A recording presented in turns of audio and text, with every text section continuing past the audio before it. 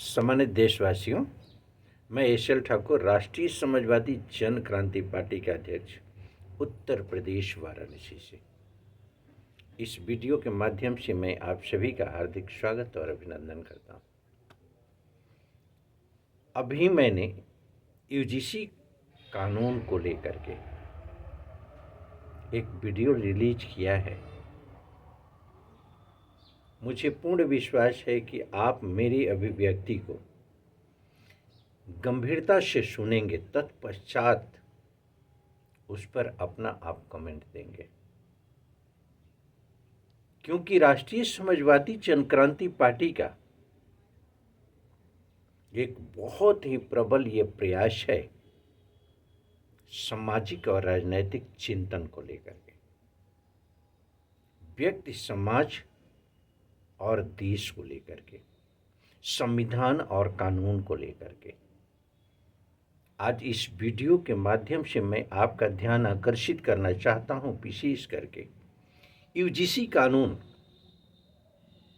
इसकी जरूरत क्यों आन पड़ी।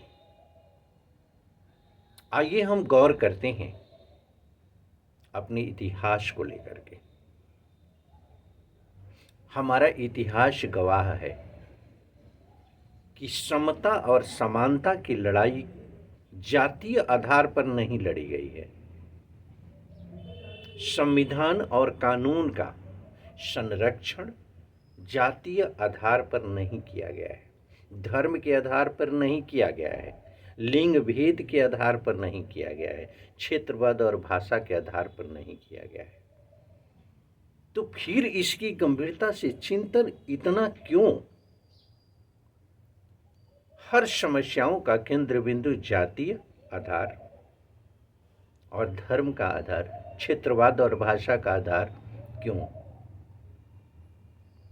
आज इन कुंठित मानसिकता का ही परिणाम रहा है कि मैं दावे के साथ कह सकता हूं कि लगभग हमारी 95% आबादी संविधान और कानून, अपनी नागरिकता के अधिकार और कर्तव्य के साथ ही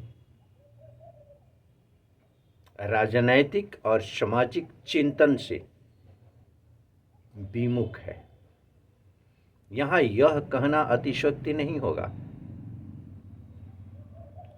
कि शरीर के अंतर्गत जितने हमारे आर्गन हैं, इन आर्गन की महत्वपूर्ण भूमिका होती है, चाहे वो हाथ के रूप में हो, पैर के रूप में हो, नाक के रूप में हो, आँख के रूप में हो, मुंह के रूप में हो। हर आर्गन का अपना एक महत्वपूर्ण भूमिका है। ठीक उसी तरह से हमारे जीवन में, चाहे हमारा संस्कृति हो, संस्कार हो, हमारा संविधान हो, कानून हो, हमारा राजनैतिक परिदृश्य हो या सामाजिक परिदृश्य हो, हमारा इतिहास हो या भूगोल हो या विज्ञान हो, निश्चित रूप से हमारे जीवन में इसका महत्व होता है। और इतना जरूर हमें जानना चाहिए कि हम अपने मानवीय मूल्यों के संरक्षण को लेकर के विकलांग न हो सकें। यह समझने की जरूरत है। आज इतिहास के अंदर अगर हम समीक्षा करें तो आज़ादी के पश्चात भी, आज़ादी के उपरांत भी जितने हमारे महापुरुष रहे हैं, जितने हमारे संघर्ष हुए हैं समता और समानता को लेकर, संविधान और कानून को लेकर, जातीय आधार पर नहीं थे। समता मूलक समाज की पुरोधा, पूंजीपति व्यवस्था के खिलाफ संघर्ष के प्रबल एजेंडा के साथ ही नफरत की विरासत पर शोषित समाज के लिए आवाज उठाने वाले हमारे किसी जाति के नहीं थे, किसी धर्म के लोग नहीं थे, वो मानवीय मूल्यों के संरक्षक लोग थे। जिन्हें हम महापुरुषों के रूप में जानते हैं, चाहे शिवाजी के रूप में हों, चाहे राणा प्रताप के रूप में हों, चाहे वो महात्मा बुद्ध के रूप में हों, चाहे वो महात्मा गांधी के रूप में हों, चाहे वो भीमराव अंबेडकर के रूप में हों, जितने भी महापुरुष हमारे जिस रूप में रहे हैं, उन्होंने कभी भी जातीय आधार पर वकालत नहीं किया है। धर्म के आधार पर उन्होंने कहीं भी किसी भी तरह का कोई अभिव्यक्ति नहीं दिया है। समता और समानता की बात उन्होंने किया है। इनकी हजारों की संख्या है, लेकिन ये मैं दावे के साथ कह सकता हूं कि आज उन महापुरुषों के कारण ही हम जहां भी हैं, जिस रूप में हैं, उनके विचारों की प्रबलता और उनके द्वारा दी गई विरासत में संस्कृत और संस्कार के कारण ही आज बहुत ही गंभीर और चिंतनीय विषय होता है। जबकि पीठासीन किसी भी पद पर शासन, प्रशासन और न्याय प्रणाली के अंतर्गत किसी भी तरह की कृत्य कार्रवाई की जाती है जो कि संविधान और कानून के उल्लंघन के अंतर्गत होता है, मानवीय मूल्यों की हत्या के अंतर्गत होता है। आज यूजीसी के मैटर पर आवाज उठाने वाले उन लोगों से मैं पूछना चाहता हूं, चाहे वो किसी भी धर्म से जुड़े हुए लोग हैं, चाहे किसी भी जाति से जुड़े हुए लोग हैं, मैं सिर्फ एक सवाल पूछना चाहता हूं, आपकी आवाज़ वहाँ कहाँ गुम हो जाती है जिस समय की संविधान को तार तार कर दिया जाता है आचार संहिता का उल्लंघन करते हुए? उस समय आपकी विचारधारा, आपकी आवाज़ कहाँ नगण्य हो जाती है जहाँ मानवीय मूल्यों की हत्या की जाती है, संविधान और कानून को धज्जियाँ उड़ाते हुए हत्याएं हो जाती है, शोषण होता है, दमन होता है, अत्याचार होता है, अन्याय होता है, आपकी आवाज़ क्यों खामोश हो जाती है? मैं सवाल पूछना चाहता हूं इन तथाकथित लोगों से, चाहे वो किसी भी जाति और किसी भी धर्म से हों, किसी भी क्षेत्र और किसी भी भाषा के हों। मैं ये सवाल पूछना चाहता हूं कि आपकी आवाज़ वहाँ कहाँ क्यों नगण्य हो जाती है जबकि शासन के स्तर पर फर्जी मुकदमों की भरमार होती है। जेल की सलाखों में निरीह लोग, आज लाखों लाख लोग पड़े हुए हैं। न्याय के स्तर पर इसकी समीक्षा होनी चाहिए, लाई डिटेक्टर से गुजारना चाहिए, नार्को टेस्ट होना चाहिए। फर्जी मुकदमे क्यों? आपकी आवाज़ गुम कहाँ हो जाती है? यूजीसी जैसे कानून को बना करके हम क्या संदेश देना चाहते हैं? हम कानून और संविधान के संरक्षण को तिलांजलि देकर के क्या संदेश देना चाहते हैं? ये सच्चाई है कि कानून बनाने मात्र से ही परिवर्तन नहीं होगा जब तक कि हमारी नैतिक मूल्यों का संरक्षण नहीं होगा, जब शिक्षा के स्तर पर और रोजगार के स्तर पर सुधार नहीं होगा। आज हमें जरूरत है अपने को शिक्षित करने की, आज हमें जरूरत है आर्थिक रूप से हमें मजबूत होने की, लेकिन इस पर कोई चर्चा नहीं होती।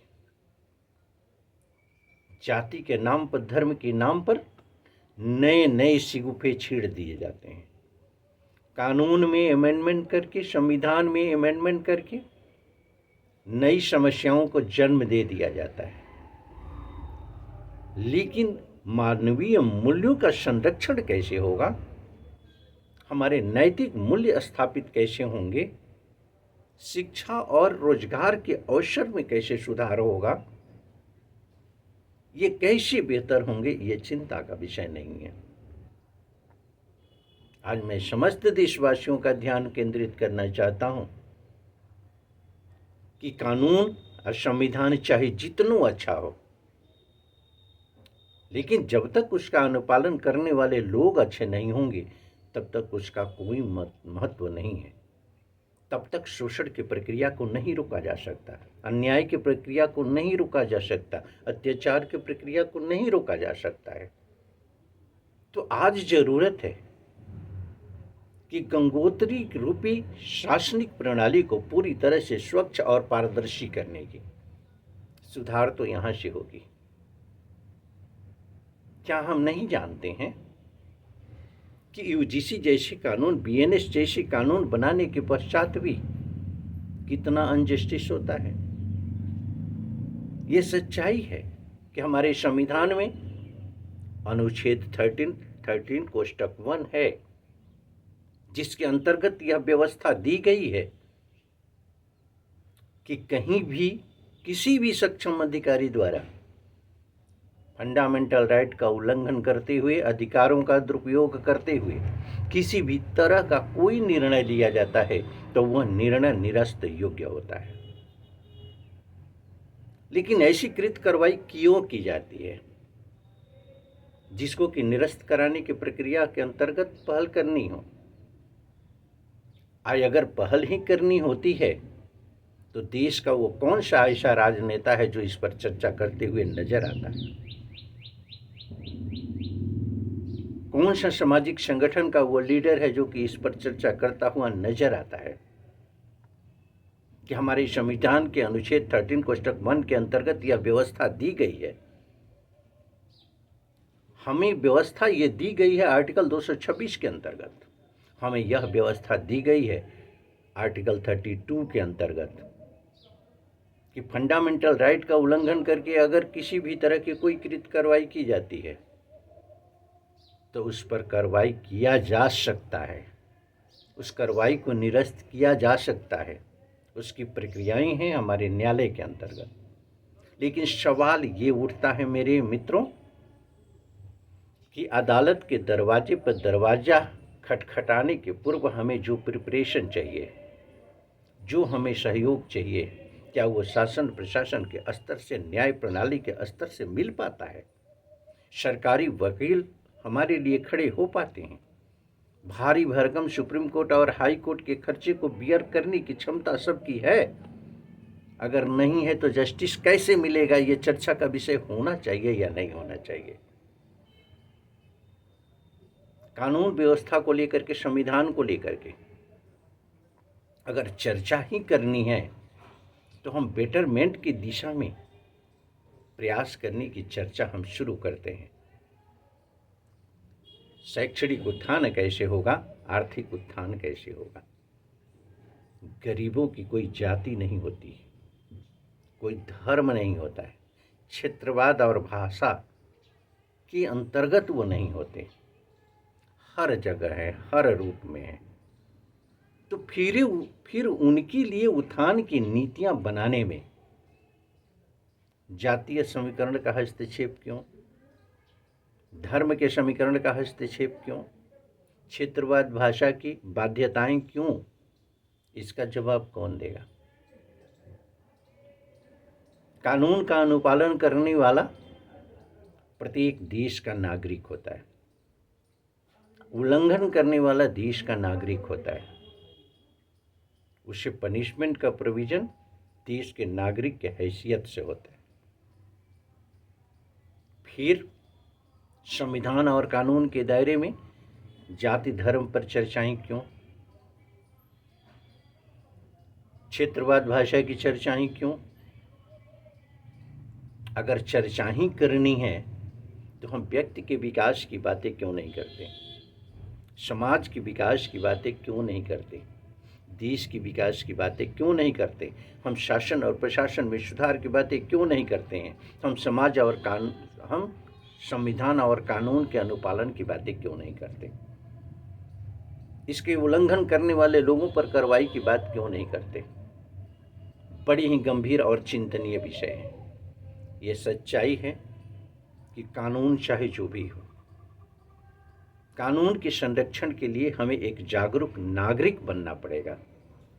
और जागरूक नागरिक के अधिकार से अपने अधिकार और कर्तव्य को समझना पड़ेगा और संस्थाओं के अंतर्गत कार्यरत उन पीठासीन अधिकारियों के विरोध में आवाज़ प्रबल तरीके से उठानी होगी जो कि संविधान और कानून का शोषण करते हैं, नियमों का उल्लंघन करते हैं, अधिकारों का दुरुपयोग करते हैं।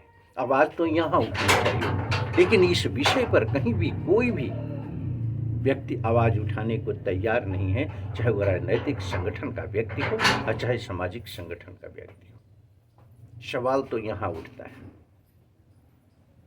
सस्ती लोकप्रियता को लेकर के संविधान को छेड़ देते हैं, कानून को छेड़ देते हैं, नए नियमों में परिवर्तन ला देते हैं, कानून में परिवर्तन ला देते हैं, लेकिन उसके परिणाम दुष्परिणाम पर तो चर्चा होती है, लेकिन पूर्व में निर्मित हमारे संविधान और कानूनों को लेकर के कोई चर्चा नहीं होती है, उनके दुरुपयोग पर कोई चर्चा नहीं होती है, जबकि ये बहुत ही घातक है। ये कहाँ यूजीसी कानून के अंतर्गत लिखा हुआ है, कहाँ ये प्रदर्शित किया गया है कि यूजीसी कानून के अंतर्गत बीएनएस लागू नहीं होता। हम न्यायालय में नहीं जा सकते हैं। अगर हम न्यायालय में नहीं जा सकते हैं तो फिर उस कानून का कोई मीनिंग ही नहीं रह गया।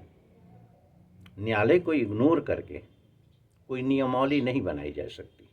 फंडामेंटल राइट का उल्लंघन करके कोई नियमावली नहीं बनाई जा सकती है। कोई भी नियम अगर किसी भी संस्था के अंतर्गत है और वो फंडामेंटल राइट का अगर उल्लंघन करता है, नियमों की अवहेलना करता है, तो निश्चित रूप से अदालत में जाने का प्रोविजन होता है। वो हमारा कानूनी अधिकार है। बीएनएस हमें यहाँ अधिकार देता है और उसके अंतर्गत हम कॉन्स्टिट्यूशन के दायरे में फंडामेंटल राइट के संरक्षण को लेकर के आवाज़ उठा सकते हैं और दी गई पूर्व की व्यवस्था को हम कहीं से भी चेंज नहीं कर सकते। नियम को बना करके, संस्थाओं के अंतर्गत नियम को लागू करके, नियम कानून को नज़रअंदाज नहीं करता। संस्थाओं को संचालित करने की एक व्यवस्था होती है, उस व्यवस्था के अंतर्गत वो संस्थाएं अपने क्रियाकलाप को संचालित करती है, लेकिन जहां मौलिक अधिकार का हनन होता है वहीं पर कानून स्टैंड करता है और उस पर कृत कार्रवाई निश्चित होती है। तो मैं आप सभी से अपील करना चाहता हूं कि देश के नागरिकों को जाति, धर्म, क्षेत्रवाद, भाषा के आधार पर बांटना बंद करें, अन्याय के खिलाफ आवाज़ उठाएं, जस्टिस के लिए सत्य के रास्ते पर चलते हुए एक बेहतरीन सामाजिक संरचना कैसे होगी, मानवीय मूल्यों का संरक्षण कैसे होगा, समाज का संरक्षण कैसे होगा, देश बेहतर कैसे होगा, इस पर हम आवाज़ उठाते एक साथ इनकलाब की, परिवर्तन की होड़ हो, प्रत्येक व्यक्ति की आवाज़ हो। आइए हम मिल करके संविधान और कानून के दायरे में मानवीय मूल्यों के संरक्षण की बात करते हैं। कुंठित मानसिकता से ऊपर उठ करके राष्ट्रीय समाजवादी जनक्रांति पार्टी का अपना प्रबल विचारधारा आपके हर हितों को संरक्षित करने के लिए आइए हम मिलकर के इस अभियान को आगे बढ़ाते हैं। इसी के साथ मैं अपने वाणी को विराम देता हूँ। धन्यवाद।